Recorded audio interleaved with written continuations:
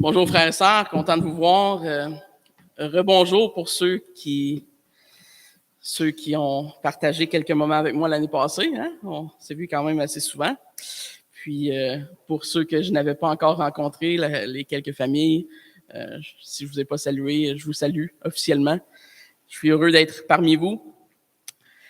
Je vais commencer dans le vif du sujet. Évidemment, c'est jamais évident parce que je fais de la prédication textuelle, verset par verset. Donc, avec vous, pouf, je rentre dans le bateau sec. Mais pour vous donner un peu dans un contexte, je suis dans l'épître de Jacques. Ce matin, on va voir le début du chapitre 4 de Jacques.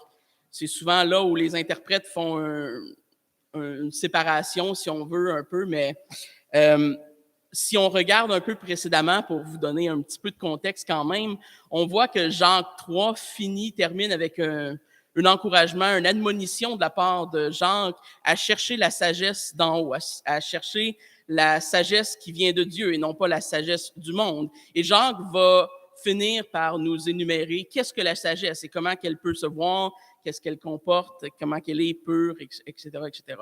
Donc, c'est dans cette thématique qu'on rentre dans le chapitre 4 de Jacques. Si vous voulez bien tourner avec moi ce matin.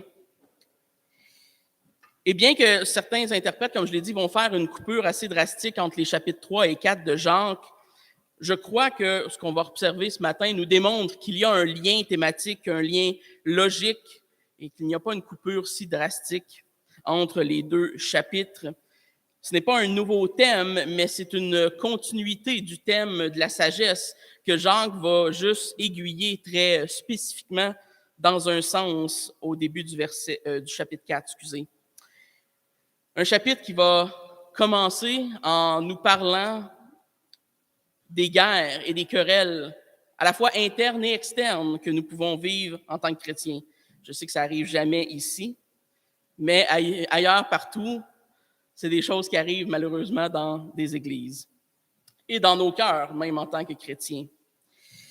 Donc, cette section de Jacques est particulièrement pratique, à la fois pour nos vies. Bon, tout le livre de Jacques est très, très pratique, très pragmatique, mais il est aussi très pratique pour la vie d'Église, hein, pour apprendre à vivre les uns avec les autres. Parce que c'est pas vrai qu'on est tous enclins à être compatibles automatiquement. Hein? Donc, faisons la lecture dans Jacques 4, versets 1 à 10. C'est quand même un bon petit bloc de texte. Soyez attentifs. D'où viennent les luttes et d'où viennent les querelles parmi vous? N'est-ce pas de vos passions qui combattent dans vos membres? Vous convoitez et vous ne possédez pas. Vous êtes meurtriers et envieux et vous ne pouvez pas obtenir. Vous avez des querelles et des luttes et vous ne possédez pas parce que vous ne demandez pas. Vous demandez et vous ne recevez pas parce que vous demandez mal dans le but de satisfaire vos passions. Adultères que vous êtes, ne savez-vous pas que l'amour du monde est inimitié contre Dieu? Celui donc qui veut être ami du monde se rend ennemi de Dieu. Croyez-vous que l'Écriture parle en vain? C'est avec jalousie que Dieu chérit l'Esprit qu'il a fait habiter en nous. Il accorde au contraire une grâce plus excellente. C'est pourquoi l'Écriture dit, Dieu résiste aux orgueilleux, mais il fait grâce aux humbles. Soumettez-vous donc à Dieu. Résistez au diable et il fuira loin de vous. Approchez-vous de Dieu et il s'approchera de vous. Nettoyez vos mains, pécheurs. Purifiez vos cœurs, hommes irrésolus. Sentez votre misère, soyez dans le deuil et dans les larmes, et que votre rire se change en deuil et que votre joie en tristesse. Humiliez-vous devant le Seigneur et il vous élèvera.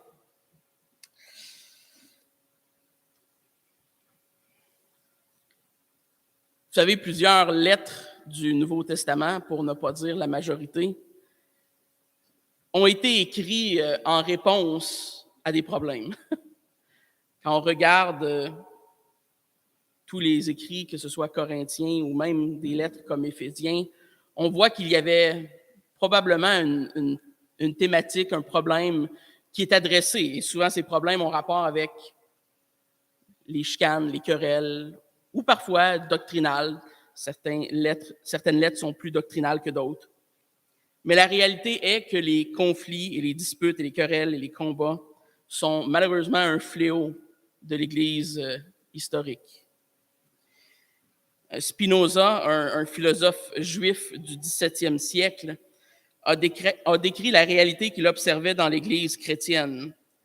Et je cite, « Je me suis souvent demandé si des personnes qui se vantent de professer la religion chrétienne, à savoir l'amour, la joie, la paix, la tempérance et la charité envers tous les hommes, devaient se quereller avec une animosité aussi rancunière et se montrer quotidiennement haineux et amers, que c'est là plutôt les vertus qu'ils professent, les critères les plus prompts de leur foi. » Ouch!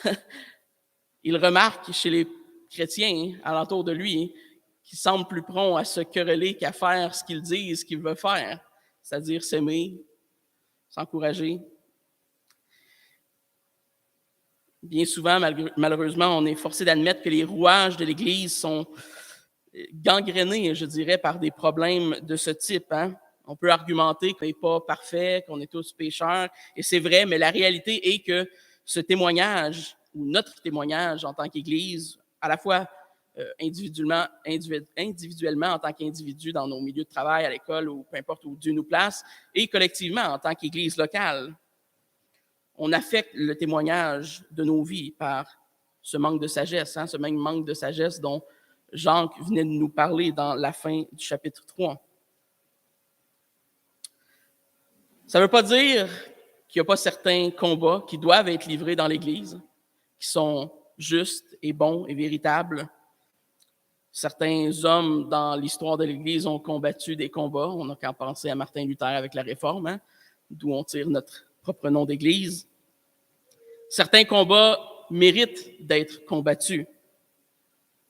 Mais on doit, même quand on combat, on doit appliquer les principes de charité chrétienne, les principes de la foi, d'amour et de paix. Et ce que le texte de ce matin nous pointe, c'est qu'il y a deux effets néfastes à ces conflits qui font rage en nous. À la fois, notre témoignage externe est le flambeau ou l'hypocrisie de l'Église ou le manque d'intégrité peuvent affecter notre témoignage, mais aussi à l'interne, que ce soit dans nos propres âmes ou dans nos propres églises locales, si on prend un peu plus large. Pour ceux qui connaissent un peu la mécanique, hein, on dit que quand il y a de la rouille sur un auto, ben c'est comme la gangrène. Tu vas en avoir partout. Si tu veux que ça arrête, il faut que tu coupes le morceau puis que tu le remplaces par du métal sain. Sinon, ça s'étend partout. Ben, les querelles, le péché de l'homme, c'est très similaire. Une fois que ça prend racine dans nos cœurs, ça crée toutes sortes d'autres péchés qui amènent à des querelles, qui amènent à des disputes, à l'envie, à la jalousie, comme Jacques nous le décrit.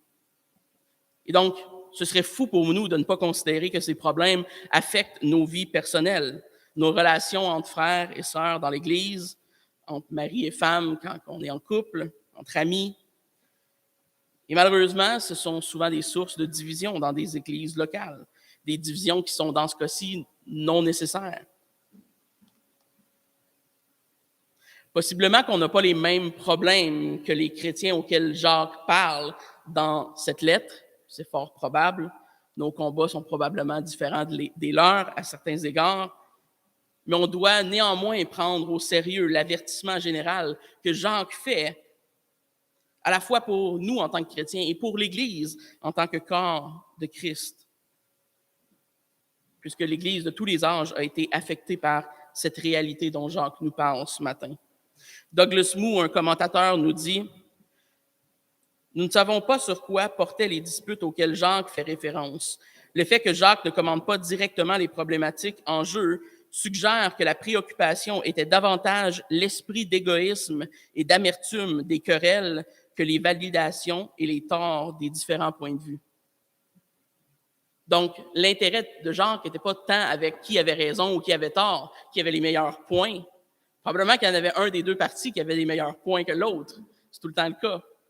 Mais c'est avec le cœur de ces gens, avec la raison pour laquelle ils se querellent à la base. Donc, la question auquel Jacques répond, et le titre du message, C'est quelles sont les sources de ces conflits. Et la première source de ces conflits, on la voit dans les versets 1 à 3. Jacques nous parle de ses désirs de la chair, de ses passions. Le mot grec est donné, hein, si vous n'avez pas deviné, ça l'a donné hédonisme, c'est-à-dire le plaisir charnel. Et dans le Nouveau Testament, c'est un mot qui est probablement ou presque totalement tout le temps employé de façon péjorative dans le sens de des plaisirs malsains et non pas juste de la joie, là. Donc, c'est de là qu'on tire le terme hédonisme. Jacques identifie ses passions charnelles, ses désirs de la chair, comme faisant guerre aux membres de notre corps. Évidemment, là, on pourrait partir dans toutes les imageries, mais bon, ça fait fort probablement référence à notre corps charnel, là, et non pas nécessairement à l'Église dans ce contexte-là, dans nos membres au même sens que Paul va en parler dans Romains. La première source de nos luttes est à l'intérieur de nous-mêmes, est à l'intérieur de notre chair ou de ce vestige de notre chair. Pierre donne un avertissement similaire. Dans 1 Pierre 2, verset 11, on est dit « Bien-aimés, je vous exhorte comme étrangers et voyageurs sur la terre à vous abstenir des convoitises charnelles qui font la guerre à vos âmes. » Jacques suggère que la problématique de la communauté à laquelle il s'adresse dans cette lettre est un produit de leur désir égoïste et jaloux et envieux de posséder des choses qu'ils n'ont pas. Et si on ne peut pas s'identifier à ça dans un monde matérialiste comme on est aujourd'hui, je ne sais pas à quoi on peut s'identifier. On veut quelque chose, mais on ne l'a pas. Donc, on commet le meurtre et on l'envie. Bon, on pourrait dire le meurtre. Wow. Ben, la racine de l'envie, de l'amertume, de la jalousie, peut aller jusqu'à des violences comme le meurtre. Évidemment, si tu te fais voler ta bicyclette à 5 ans, ça ira peut-être pas jusque-là. Mais si dans des situations plus dramatiques où il y a des relations, ça peut causer ce type de conflit. On convoite des choses qu'on ne peut obtenir. Et à cause de ça, on s'engage dans des querelles et dans des conflits. C'est intéressant que le lien que Jacques fait entre notre envie, notre jalousie, notre désir de possession et le thème des conflits, des querelles et des luttes qui font rage en nous. Mais Jacques n'est pas le premier à faire ce lien entre l'envie, l'égoïsme et les guerres qui font rage dans notre corps. Marc 15, verset 10 nous dit « Car il savait que c'était par envie que les principaux sacrificateurs l'avaient livré. » Ceux qui allaient le livrer à la croix, c'est par envie, c'est par jalousie qu'ils l'ont livré. Ce n'était pas parce qu'il était juste et digne, là.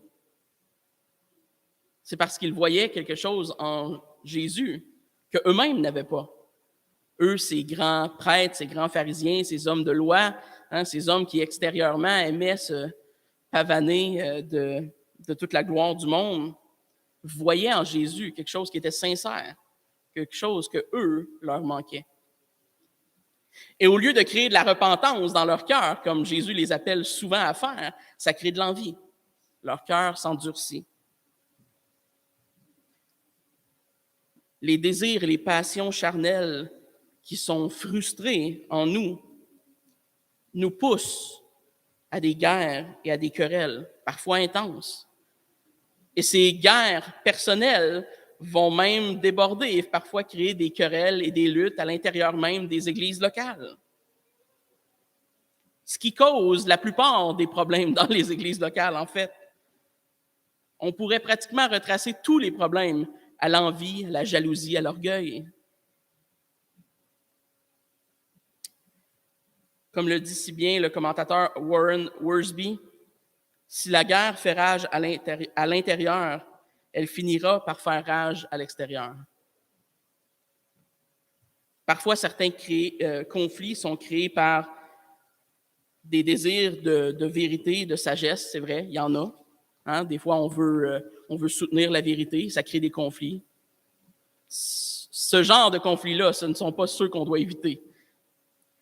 Mais je dirais que d'expérience, ce que j'ai vu en tant que chrétien et ce que je vois manifeste à chaque décennie, si on regarde dans l'histoire de l'Église, ce ne sont pas ce genre de conflits qui divisent les gens pour la plupart du temps. Que ce soit par les possessions des autres ou par l'envie de leur position. Hein? Des fois, c'est le titre qu'on envie. La chair, nos passions provoquent ces querelles. C'est ce que Jacques nous dit ce matin. La guerre est en nous et dans nos membres. Qu'est-ce que ça veut dire exactement? Peter Davids dit ceci. Le corps est lui-même neutre, mais il est souvent contrôlé par le péché. C'est précisément ce que Paul soutient dans Romains 6 à 8. Le péché doit être vaincu par Christ avant qu'une personne puisse faire ce qu'elle veut de son corps. Ainsi, le combat est dans le corps de l'individu chrétien. Hein? Donc, le problème, ce n'est pas la chair en tant que telle. On n'est pas des gnostiques. On n'est pas des gens qui croient que tout ce qui est physique est nécessairement mal. Le problème, c'est que souvent, chez les chrétiens, on enseigne très peu la mortification du péché, de mettre à mort nos désirs charnels. Dans le dictionnaire de poche de la tradition réformée, un petit dictionnaire bien pratique, on lit que la définition de la mortification est celle-ci. C'est le processus de mettre à mort sa nature pécheresse, c'est-à-dire le vieil homme qui lutte continuellement à cause de la réalité du péché intérieur. Ce processus a lieu dans la vie des croyants, ainsi des croyants qui, alors qu'ils ont été libérés de la domination du péché par le Saint-Esprit en eux, qui les unit à Christ, sont appelés à vivre à la lumière de la grâce de Dieu, alors qu'ils travaillent activement à leur salut. Donc, comme je l'ai dit, on n'est pas agnostique, on ne croit pas nécessairement que notre chair est de façon intrinsèque mauvaise et qu'on doit se dépouiller de tout ce qui est charnel et matériel dans nos vies. Mais le chrétien qui est sauvé, qui est sincère dans sa marche et dans ses luttes, doit chercher à mortifier le péché. Ces derniers fragments de la chair qui sont encore en nous et qui livrent un combat littéralement à nos âmes. Et si vous n'êtes pas au courant, c'est un combat de chaque jour, de chaque instant. C'est un combat interne, c'est le même combat interne, en fait, auquel Paul fait référence, auquel j'argumenterais tous les auteurs font référence. Selon Calvin, l'atteinte du bonheur en dehors de Dieu est strictement impossible. Surtout impossible pour le chrétien qui essaye de vivre par les possessions, par ses désirs, par ses passions. Il va constamment rencontrer une frustration. Jean Calvin dit, je cite, « Ils ont alors cherché à être heureux, mais pas par Dieu. Il n'était donc pas étonnant qu'ils aient été frustrés de leur effort, car aucun succès ne peut être attendu que par la bénédiction de Dieu seul. »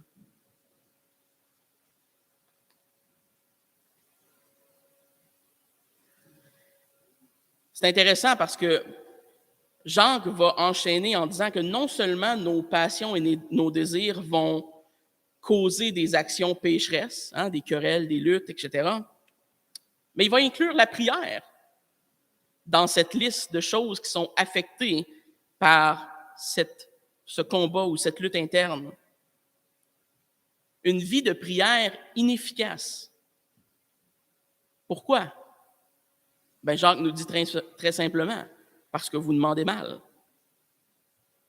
Même dans la prière, on demande de façon charnelle, de façon des passions de la chair, plein d'envie, plein de jalousie.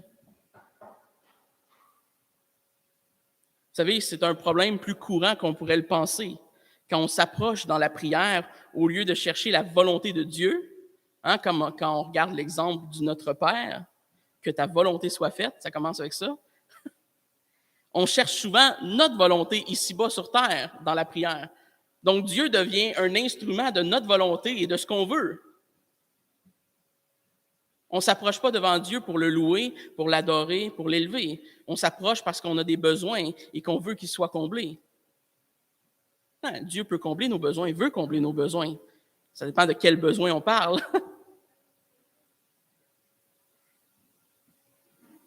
C'est cette disposition de notre chair qui mène vers cette désolation dont Jacques parle. Encore, M. Worsby nous dit « Les personnes qui sont en guerre contre elles-mêmes à cause de leur égoïsme sont toujours malheureuses. Elles ne profitent pas de la vie. Au lieu d'être reconnaissantes pour les bénédictions reçues, elles se plaignent de celles qu'elles n'ont pas reçues. Elles ne peuvent s'entendre avec d'autres parce qu'elles envient toujours ce que les autres ont et ce qu'ils font. Elles sont toujours à la recherche de ce petit quelque chose de magique qui changera leur vie, alors que le problème réel se trouve au fond de leur cœur. » Malheureusement, plusieurs d'entre nous devraient s'identifier à ça. Pas toujours, mais il y a bien des fois dans nos vies où on a l'impression que ce qui manque dans nos vies, c'est juste comme ce que l'autre personne a là ou ce qu'on n'a pas. Malheureusement, plusieurs d'entre nous, même en tant que chrétiens, on aborde Dieu de cette façon, comme un peu une espèce de génie dont on frotte la lampe et nous donne des choses. Dieu n'est pas un génie, Dieu n'est pas un charme magique qui nous permet d'avoir ces désirs de la passion, de charnel. Ceux qui demandent avec convoitise vont être frustrés par le silence de Dieu. Par contre, c'est souvent contrebalancé par une promesse que si on demande selon les Écritures et selon la volonté de Dieu, on peut être assuré que Dieu va recevoir nos prières, entendre et répondre. L'envers de la médaille est merveilleuse en tant que chrétien. Ce qui nous apporte à la deuxième cause, au deuxième point que l'on rencontre entre les versets 4 et 6. Cette deuxième source de conflit en nous, qui est le monde. Non seulement nos désirs, nos passions nous portent à avoir des luttes internes, mais le monde et l'attirance du monde, l'amour du monde, comme Jacques en parle. Évidemment, Jacques utilise le terme « monde » non pas dans le sens de l'ordre créationnel, vous aurez compris qu'il fait référence au système de valeurs du monde, au système de valeurs qui exclut Dieu de l'équation. Et vous remarquez aussi qu'au verset 4, Jacques commence de façon quand même assez drastique en nous traitant d'adultère. C'est quand même un peu rough. Adultère que vous êtes. Bon, évidemment, c'est pas nous les premiers lecteurs, là. C'est pas à prendre littéralement, mais les gens qui l'écoutaient, et on peut s'identifier à l'accusation dans un sens. On pourrait dire qu'on retrouve ici le cœur de la lettre de Jacques dans ces quelques versets qui vont suivre. Vous savez, Jacques est souvent considéré comme une lettre qui est très pragmatique, mais aussi très dure pour les chrétiens. C'est pas facile pour nous d'entendre des choses aussi cinglantes, mais ils sont nécessaires. L'adultère, l'inimitié contre Dieu, ennemi de Dieu, ce sont tous des façons de parler, un langage que Jacques va utiliser qui nous pointe vers le rejet de ceux qui agissent ainsi à l'égard de Dieu. D'autres endroits dans la parole nous disent qu'on ne peut pas servir deux maîtres. On ne peut pas servir le monde et servir Dieu à la fois. Ceux qui cherchent le monde, qui ont soif des choses du monde, qui vivent dans le monde, qui vivent pour le monde, qui vivent comme le monde, ben vous savez quoi? Ils font partie du monde. Ils sont ennemis de Dieu. L'amour du monde est contraire, inimitié, c'est ça que ça veut dire, contraire et contre Dieu. Jean ne parle pas ici d'un chrétien qui est faible. Vous savez, j'entends souvent ça, l'expression des chrétiens charnels. Ça n'existe pas, là. Jean ne parle pas d'un chrétien charnel. Il parle d'un ennemi de Dieu, là. Il parle de quelqu'un qui combat contre Dieu. Jean nous avertit dans cette même foulée que la parole de Dieu ne parle pas en vain. Donc, les avertissements qui sont donnés sont de véritables avertissements. Ce n'est pas juste de la frime. Ce n'est pas un bluff. Ce n'est pas un jeu de poker. Prenez garde, portez attention à ce que Dieu dit.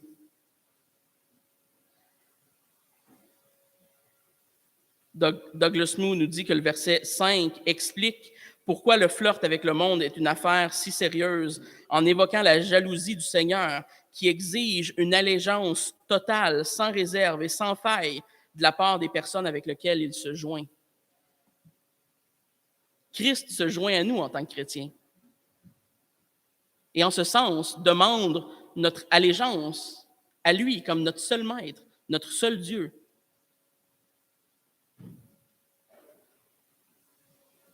Dieu a tous les droits sur ses enfants en vertu de son œuvre dans nos vies. Lui qui nous a donné absolument tout, la vie, sa grâce, le pardon.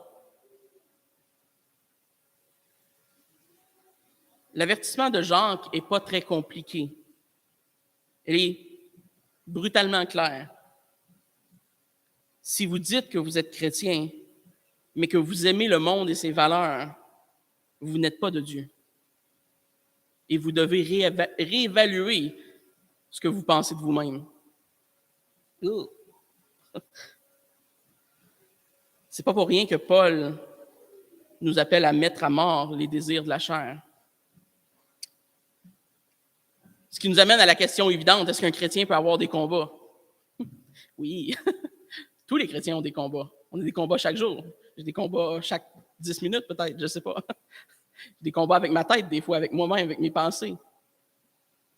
On a toujours des combats, mais le mot-clé est combat.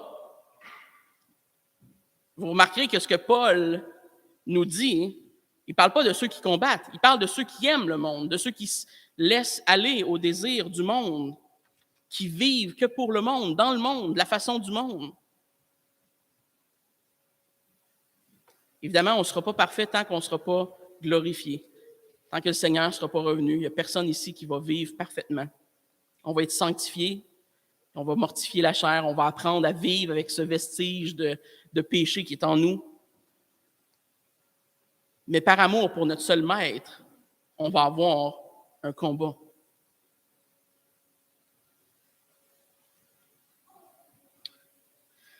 Jean nous lance, en fait, j'allais le lire, mais je n'ai pas besoin, c'est le texte qu'on a lu ce matin ensemble, dans 1 Jean 2, hein, n'aimez point le monde.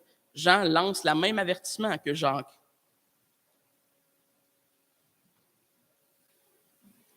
Vous savez bien que des fois, dans la vie chrétienne, et je sais que quand on prêche des messages comme ça, on peut avoir l'impression que la personne en avant met la barre très haute. Bien, premièrement, c'est Dieu qui met la barre haute, c'est pas moi. Mais cette barre n'est pas inatteignable. Par la grâce de Christ et du Saint-Esprit dans nos vies, on doit chercher à l'atteindre. Et même si on ne l'atteint pas, on a l'espérance ultime qu'un jour, Christ va achever son œuvre en nous et qu'on va atteindre la barre par sa grâce à lui, par son œuvre dans nos vies. Et ça, c'est notre espoir ultime, évidemment. Comme Augustin le disait, Dieu accorde ce qu'il demande. Ce que Dieu demande de nous, il nous donne le nécessaire pour vivre en conséquence. Je sais que des fois, ça peut paraître difficile, que ce n'est pas tout le temps évident de croire cela, mais c'est vrai. Jacques ici cite le Proverbe 3, verset 34, en disant que Dieu résiste aux orgueilleux, mais fait grâce aux humbles. Alors, la question à se poser, c'est qui sont les humbles? Est-ce que je suis humble? Est-ce que vous êtes humble? Qui sont ces humbles? Jean dit que Dieu accorde sa grâce la plus excellente à ceux qui reconnaissent leurs besoins et leurs faiblesses. Pourquoi? Bien, évidemment parce que l'orgueilleux pense pouvoir y arriver lui-même. L'orgueilleux vit selon ses capacités, et n'a pas besoin de Dieu. Et le salaire de l'orgueilleux, c'est le fruit éphémère de ce monde. C'est ce qu'il va récolter dans le monde, et c'est tout ce qu'il y aura. Plummer nous dit ceci, qui est un commentateur. Ceux qui persistent à se lier d'amitié avec le monde, à rechercher les avantages en adoptant ses normes, en acceptant sa louange, Dieu résiste. En choisissant de se ranger du côté de son ennemi, ils se sont fait ses ennemis, et il ne peut leur résister.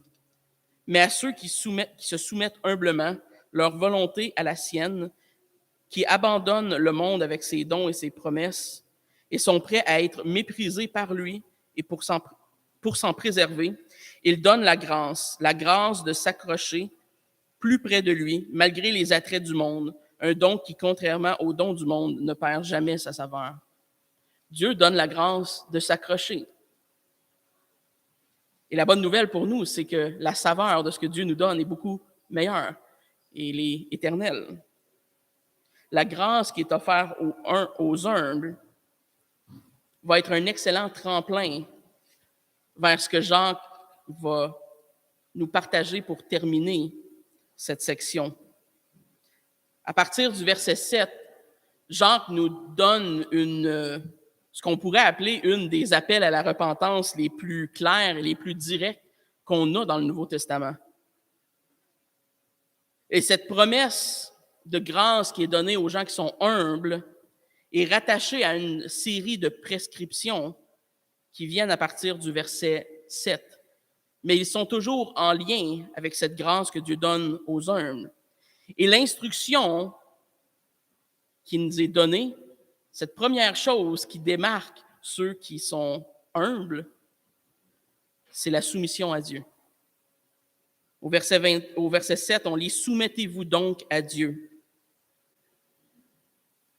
Comment est-ce que quelqu'un est humble en se soumettant à Dieu? Le concept de la soumission en français puis en anglais est peut-être moins évident. Elle a souvent une connotation un peu plus passive que dans le grec. Dans le grec, la soumission est quelque chose d'actif, c'est quelque chose qu'on fait. Donc, quelles sont ces prescriptions de Jacques? Quelles sont les prescriptions qu'il invoque concernant comment on se soumet? Parce que Jacques ne dit pas juste les humbles qui reçoivent la grâce de Dieu se soumettent à Dieu. Il nous dit même comment se soumettre à Dieu. Et on voit ça dans 4 prescriptions qui sont un peu comme agencées. Là, en tout cas, quand on le voit dans le grec, ils sont agencés comme en couplets. 2, 2, 2. Et il y a tout le temps comme une opposition à un message qui est dit. Le premier est « Résistez au diable et il fuira loin de vous.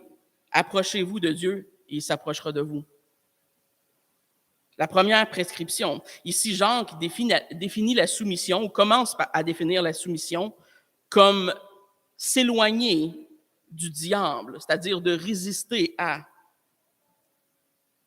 se soumettre à la volonté de Dieu, à l'autorité de Dieu. Évidemment, c'est de ne pas reconnaître l'autorité du diable, parce qu'on ne peut servir 2 maîtres. Donc, si on se met sous Dieu, on n'est pas sous l'ennemi. Donc, la résistance, selon Jacques, évidemment, si on était pour regarder aux définitions même que toute la lettre de Jacques nous donne, on comprendrait très facilement que résister le diable, pour Jacques, ça veut dire faire des bonnes œuvres et être engagé en tant que chrétien. Donc, la prescription négative est celle de résister à Satan, et le résultat positif, c'est que Satan va fuir de nous. Ce qui semble comme une affirmation quand même assez grandiose. Mais peu importe la puissance qu'on peut attribuer à Satan, le chrétien qui résiste peut s'attendre à recevoir la puissance et la grâce de Dieu pour surmonter le diable et les tentations du monde. Et si vous pensez que c'est la chose c'est une chose qui est à faire à chaque jour, à chaque instant. Le combat que Jacques fait référence, c'est pas... et malheureusement pas un combat d'une fois, mais qui est à répéter. C'est une action qui est continue, l'acte de résister à Satan, résister à l'ennemi. Ce n'est pas futile, selon Jacques, c'est efficace.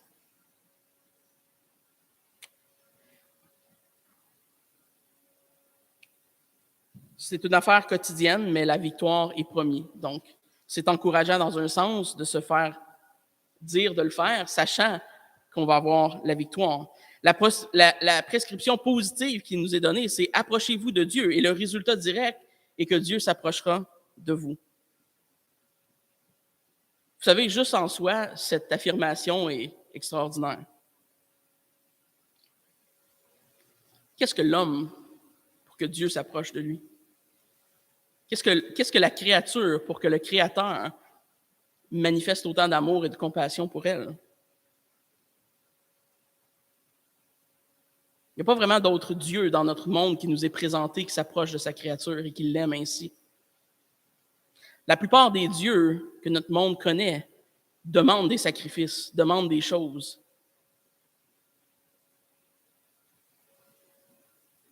Dieu nous donne le pardon, nous donne sa grâce, nous donne le salut. Évidemment, Douglas Moo apporte une précision utile. La promesse que Dieu s'approchera de ceux qui s'approchent de lui ne s'applique pas, bien sûr, au salut des incroyants, mais à la restauration de la communauté des chrétiens. Donc, c'est à des chrétiens ici que Jacques parle. Donc, ce n'est pas une question de salut, ce n'est pas une question de gagner notre salut en faisant des bonnes œuvres, en étant des bonnes personnes et en s'approchant de Dieu, et Dieu va s'approcher de nous. Ce n'est pas du tout le contexte dans lequel Jacques donne cette exhortation. Donc, on en comprend que ça a un rapport aux chrétiens, à la sanctification. Néanmoins, les chrétiens peuvent avoir la certitude que Dieu n'est pas indifférent à eux, que Dieu n'est pas indifférent à leur combat. Et cette première prescription par rapport à comment on se soumet vient nous encourager dans ce sens. La deuxième prescription, c'est « Nettoyez vos mains, pécheurs, purifiez vos cœurs, hommes irrésolus. » Jacques sonne l'alarme, probablement face à ses lecteurs, qu'il reconnaît comme des chrétiens, mais que si on se fie à comment il leur parle, ont besoin de se repentir de quelque chose. Et vous savez, c'est un appel qui était couramment fait dans l'Ancien Testament. Nettoyer nos mains, c'est une expression qui était employée comme une forme de purification externe. On adoptait nos actions, nos attitudes externes à la sainteté que Dieu requiert.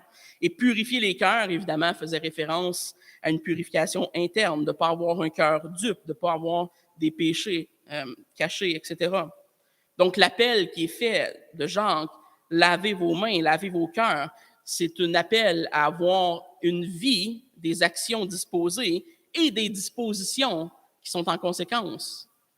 Ça vient comme un package, cette affaire-là. Psaume 24, versets 3 et 4, emploie le même type de langage. Qui pourra monter à la montagne de l'Éternel? Qui s'élèvera jusqu'à son lieu saint? Celui qui a les mains innocentes et le cœur pur, celui qui ne livre pas son âme au mensonge et qui ne juge pas pour tromper. La soumission inclut inévitablement un aspect de repentance face à nos actions, à nos dispositions de cœur.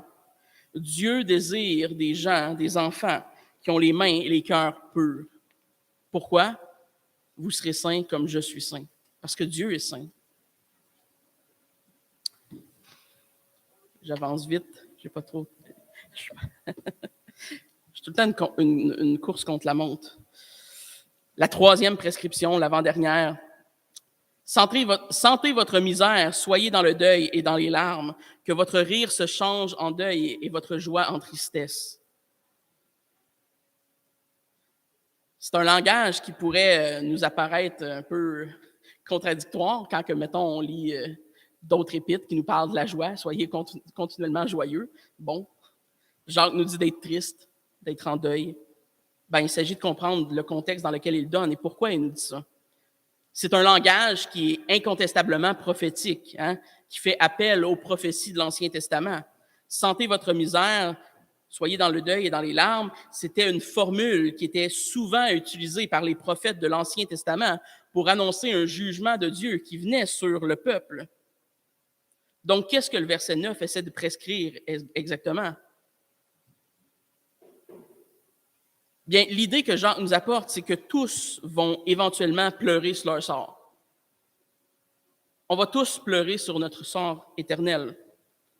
C'est inévitable à cause de l'état spirituel dans lequel le péché originel nous a mis. Nous sommes tous pécheurs. On peut s'attendre à pleurer. Et on peut attendre de pleurer jusqu'à ce qu'il soit trop tard. Mais Jacques nous dit que quand il va être trop tard, le jugement va venir. Ou on peut pleurer maintenant. On peut pleurer maintenant sur notre sort en tant que pécheurs, en tant que gens qui s'humilient, qui se soumettent à Dieu, qui voient ce qui les sépare de la sainteté et de la gloire de Dieu. Et en s'humiliant et en pleurant sur notre sort présentement, on peut éviter de pleurer éternellement.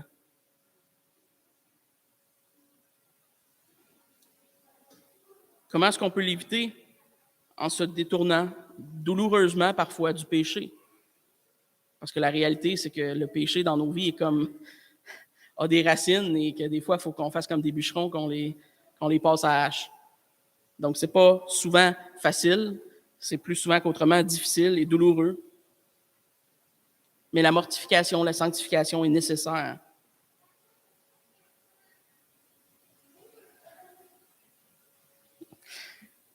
Pourquoi est-ce que c'est nécessaire? Ben, pour pas qu'il y ait d'occasion de pleurer plus tard.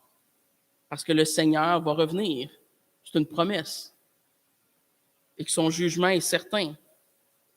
Et vous savez, autant que les gens peuvent vivre aujourd'hui dans l'ignorance, autant que les gens de notre monde peuvent se moquer de Dieu, se moquer de vous, se moquer de tout ce qui entoure la religion, la foi chrétienne, peuvent prétendre que tout va bien dans leur vie, qui n'ont pas cette nécessité d'avoir un Dieu, que Dieu est une béquille ou je ne sais pas quelle autre insulte qu'on pourrait dire aux chrétiens.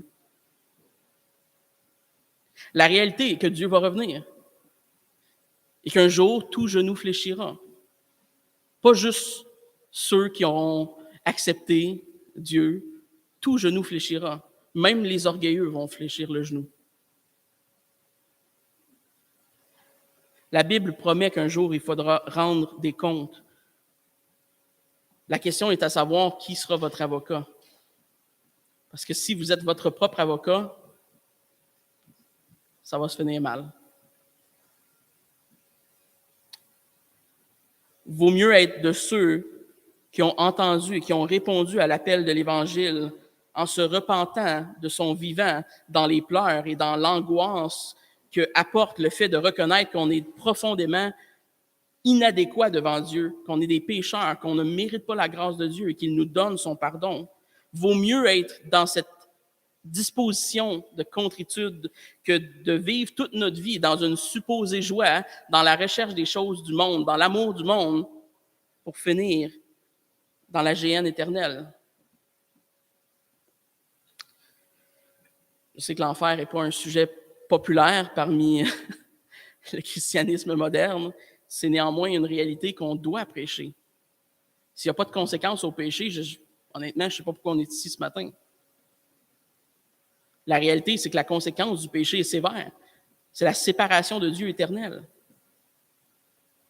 Le christianisme n'est pas juste l'annonce d'une joie, pseudo-joie moderne. Là. C'est l'annonce du pardon que Christ offre à des pécheurs. Et donc, voilà pourquoi cette troisième prescription de Jacques nous demande de s'humilier, de se soumettre à Dieu. La quatrième et la dernière prescription qui vient au dernier verset, au verset 10, est très courte, très simple, mais elle boucle le tout, l'ensemble du passage. C'est un retour à l'idée principale de Jacques. Humiliez-vous et Dieu va vous élever. Le psaume 51, verset 19, nous dit « Les sacrifices qui sont agréables à Dieu, c'est un esprit brisé, ô Dieu. Tu ne dédaignes pas un cœur brisé et contrit. Vous voulez savoir comment cultiver ce matin une vie d'église florissante? Vous voulez savoir comment cultiver la paix intérieure dans vos âmes? Jacques nous a donné la réponse. Suivez ces prescriptions. Soyez humbles. Reconnaissez ce que vous êtes devant Dieu. Repentez-vous quotidiennement. Cherchez la face de Dieu. N'aimez pas le monde. Combattez les désirs de votre chair, vos passions charnelles. Éloignez-vous de ces sources de conflits. Comment? En vous humiliant devant Dieu. C'est pas vrai qu'on a la force charnellement là, de faire ce que Dieu nous demande. Il faut s'humilier devant Dieu et demander l'action de son Esprit Saint pour arriver à faire ces choses dans nos vies. Reconnaissez votre péché, repentez-vous. Purifiez vos cœurs, hommes pécheurs. C'est ça le message de Jacques. Combattez le bon combat, comme Paul. Paul ne disait pas ça parce que sa vie était simple et sans problème. En fait, si on sait quelque chose sur la vie de Paul, on sait qu'il y a eu plusieurs combats, à la fois dans son âme, on sait qu'il y avait une épine dans la chair, on sait qu'il a été à plusieurs reprises qu'on a essayé de le tuer, littéralement, physiquement. Et ça, c'est probablement sans toutes les tortures psychologiques, spirituelles qu'il a vécues. Donc, combattez les querelles et les luttes dans vos vies et dans celles de l'Église aussi. Parce que, bon, ça s'adresse à nous, mais c'est aussi, il y a aussi un aspect communautaire à cet avertissement de Jacques. Cherchez Dieu au lieu des choses du monde. Ce qui est encourageant, c'est que ceux qui le cherchent vont le trouver. Ceux qui s'humilient vont être élevés. L'humilité est la clé dans ce passage que Jacques nous enseigne ce matin, la clé de la soumission à Dieu. C'est l'ingrédient principal d'une Église en santé. C'est l'ingrédient principal d'une vie en santé, qui n'est pas gangrénée par toutes sortes de querelles et de luttes. On va en avoir pareil, évidemment, mais on sait comment les combattre si on se fie à Jacques. Et je conclus avec cette belle citation de Jean Calvin ce matin. « Nous imitons et envions parce que nous désirons être éminents. C'est une manière tout à fait déraisonnable, car c'est l'œuvre distinctive de Dieu d'élever les humbles, et en particulier ceux qui s'humilient volontairement. Quiconque cherche donc à s'élever fermement, qu'il se laisse abattre par le sentiment de sa propre infirmité et pense humblement de lui-même. Augustin observe bien quelque part comme un arbre doit s'enraciner profondément vers le bas afin qu'il puisse pousser vers le haut. Aussi, quiconque n'a pas son âme fixée profondément dans l'humilité s'élèvera à sa propre perte. » Bonne continuité de culte. Que le Seigneur vous bénisse.